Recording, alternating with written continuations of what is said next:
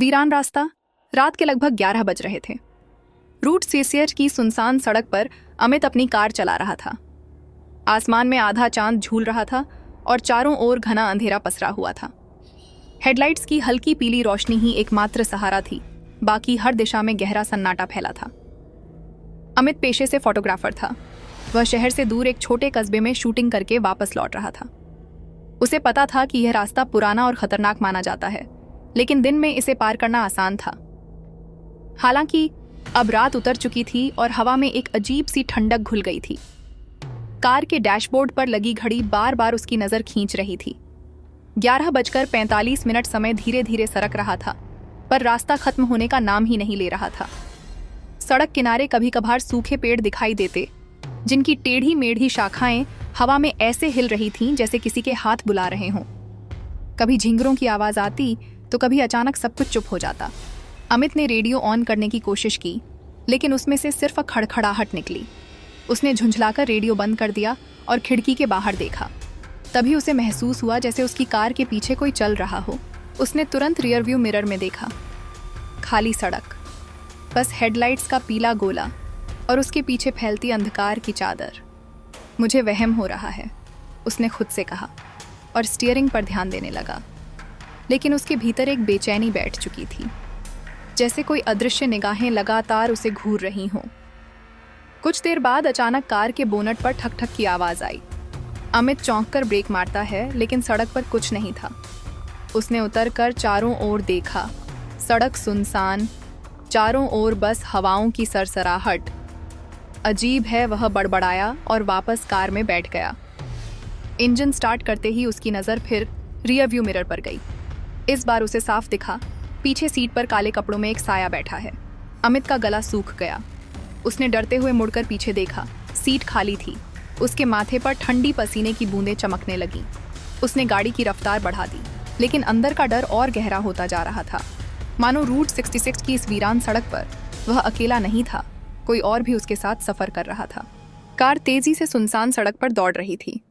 घड़ी की सुइयां धीरे धीरे 12 बजे की ओर बढ़ रही थीं। अमित के दिल की धड़कन अब इंजन की घरघराहट से भी तेज सुनाई देने लगी थी। रियरव्यू मिरर में जो उसने देखा था, वह अब भी उसकी आंखों के सामने घूम रहा था। पीछे बैठे काले कपड़ों वाले साये की झलक उसने साफ देखी थी। यह सब मेरी थकान का असर है, अमित ने खुद को समझाने की कोशिश की। इतनी देर से गाड़ी चला रहा हूं, नींद और थकान मिलकर दिमाग से खेल रहे हैं। लेकिन मन मानने को तैयार नहीं था। कभी उसे लगता किसी ने उसके कंधे पर हाथ रखा है, कभी ऐसा एहसास होता मानो कोई कान में हल्की सी सांस ले रहा हो। वह घबराकर बार बार शीशे में झांकता, हर बार वही खाली सीट। अचानक कार के रेडियो में खुद ब खुद आवाज आने लगी, धीमी फुसफुसाहट, जैसे कोई औरत धीरे धीरे उसका नाम पुकार रही हो। अमित। वह कभी हड़बड़ाकर रेडियो बंद करता है, लेकिन आवाज रुकती नहीं। अब वह आवाज रेडियो से नहीं, सीधे कार के अंदर से आ रही थी। अमित ने डरते हुए फिर शीशे की ओर देखा और इस बार वह जम सा गया।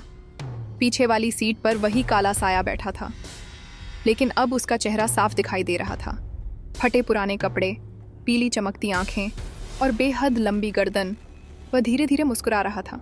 अमित ने झटके से सिर घुमाया। सीट फिर से खाली। उसका गला सूख गया, हाथ कांपने लगे।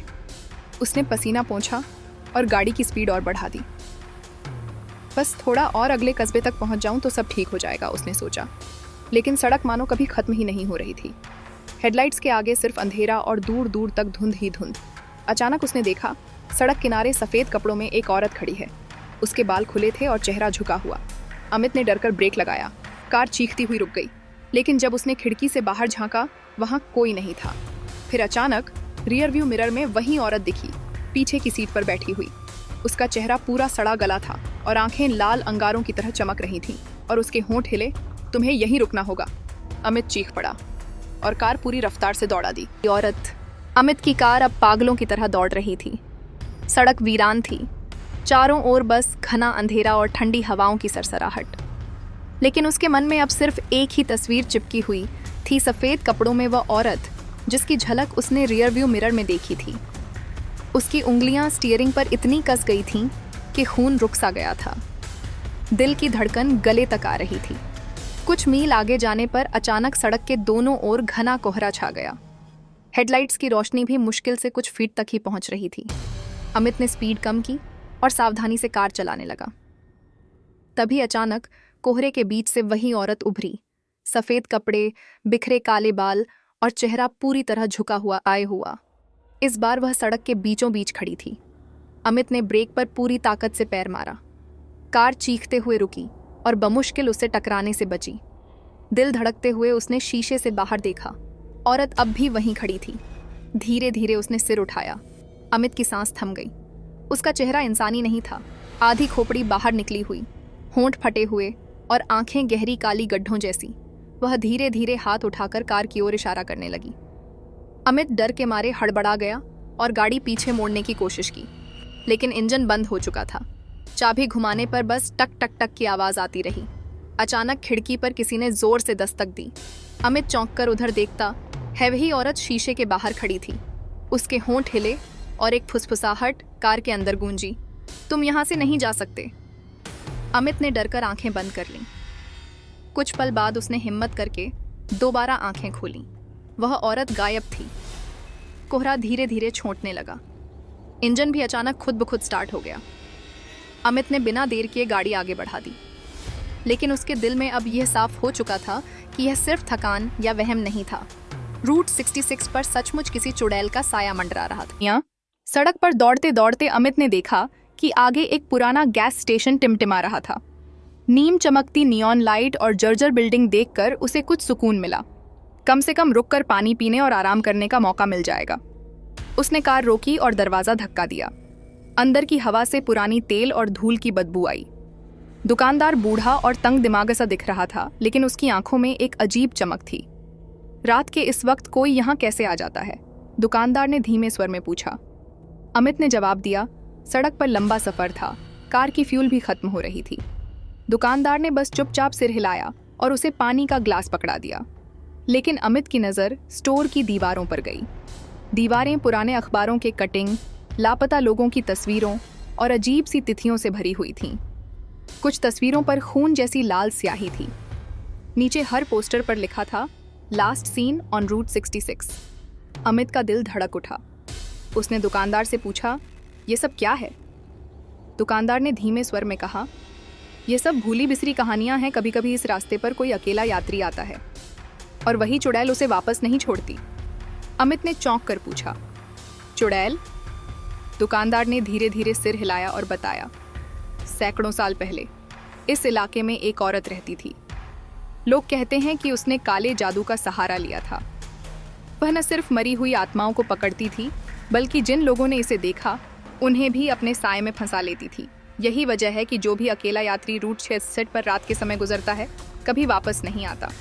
बस उसकी परछाई सड़क पर मंडराती रहती है।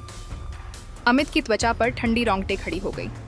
उसने दुकानदार से और पूछा, तो जो औरत मैंने देखी, क्या वह वही चुड़ैल थी? दुकानदार ने गंभीर स्वर में कहा, हाँ, और उसकी भूख रात के अंधेरे में और भी बढ़ जाती है। यदि तुम बचना चाहते हो तो जल्दी सड़क छोड़ दो, वरना। अमित ने तुरंत पानी पीकर चाबी ली और कार में बैठा। लेकिन जब उसने इंजन ऑन किया तो रास्ता बदल चुका था।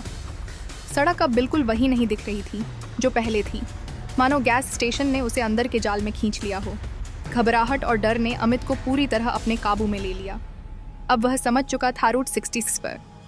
अमित ने कार स्टार्ट की, लेकिन जितनी दूर भी गाड़ी बढ़ती, सड़क हर बार बदलती लगती।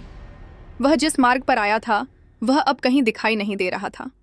हेडलाइट्स केवल घने अंधेरे में टिमटिमाते थे और कोई किनारा नहीं दिख रहा था। हर मोड़ पर वही सफेद कपड़ों वाली औरत उसकी नजर में आ रही थी, कभी सड़क के बाएं किनारे, कभी दाएं। कभी कभी उसका चेहरा केवल पीछे की शीशे में झलकता और कभी अचानक सामने ही खड़ा दिखाई देता।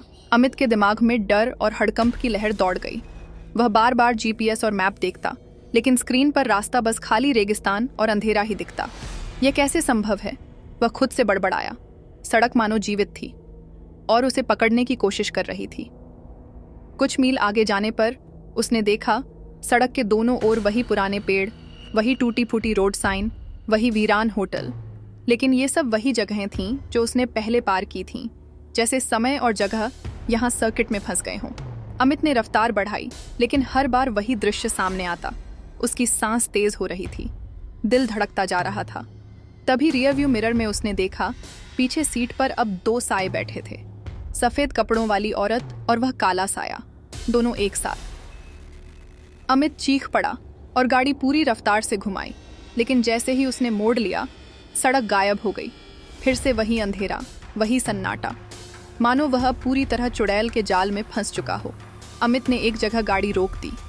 हवा इतनी ठंडी हो गई थी कि उसके हाथ पांव जमने लगे, और तभी कोहरे के बीच से वही फुसफुसाहट सुनाई दी। कहाँ भागोगे अमित, तुम अब हमारे साथ हो। अमित का चेहरा भय से पीला पड़ गया। वह जानता था कि अगर उसने गाड़ी नहीं चलाई तो उसे वहां अंतिम साया निगल लेगा। उसने नाक के बल कार को आगे बढ़ाया। सड़क हल्की सी दिखाई दी, पर वह लगातार बदलती रही। हर मोड़ पर औरत और काला साया उसे घूर रहे थे, मानो उसे अपने जाल में खींच रहे हों। अमित की आंखों में डर और हिम्मत का मिश्रण था। पने अब समझ गया था रूट चातिहारी गे सास आई। पर रात का सफर केवल सड़क नहीं, बल्कि जिंदा साए और भूली बिसरी आत्माओं से भरा जंगल साया हावी होता है। अमित की सांसें तेज थीं, पसीना उसके पूरे शरीर पर था। सड़क लगातार बदल रही थी और हर मोड़ पर वही सफेद कपड़ों वाली औरत और काला साया उसका पीछा कर रहे थे। जैसे ही उसने गाड़ी की रफ्तार बढ़ाई, पीछे की सीट पर अचानक कुछ भारी बैठ गया। अमित चौंककर झुक गया। वहां कोई था। काला साया धीरे धीरे आकार लेने लगा।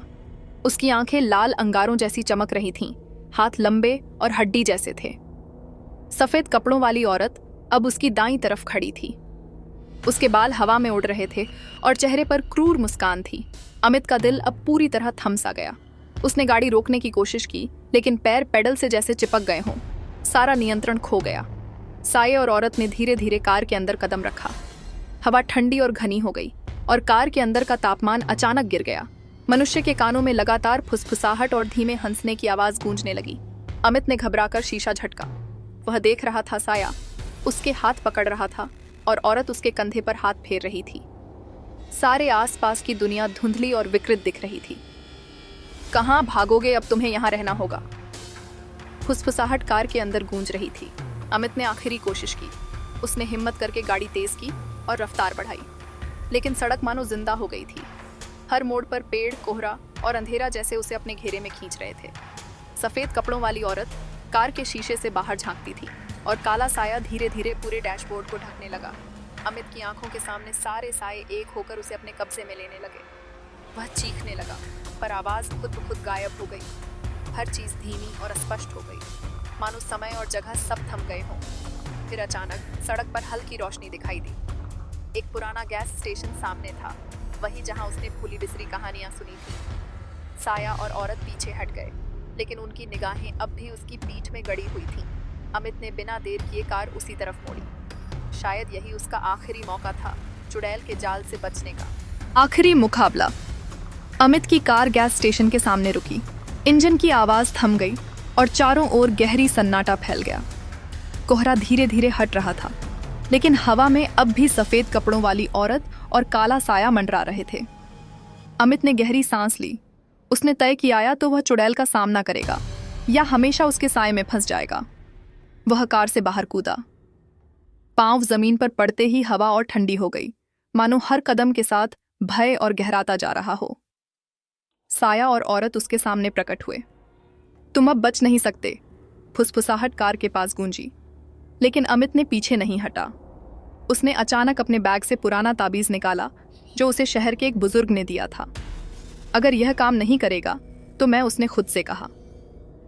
ताबीज से हल्की रोशनी फैल गई। साया पीछे हट गया और औरत की मुस्कान झुक गई। हवा के झोंके तेज हो गए और चारों ओर के शैडोज उछलने लगे।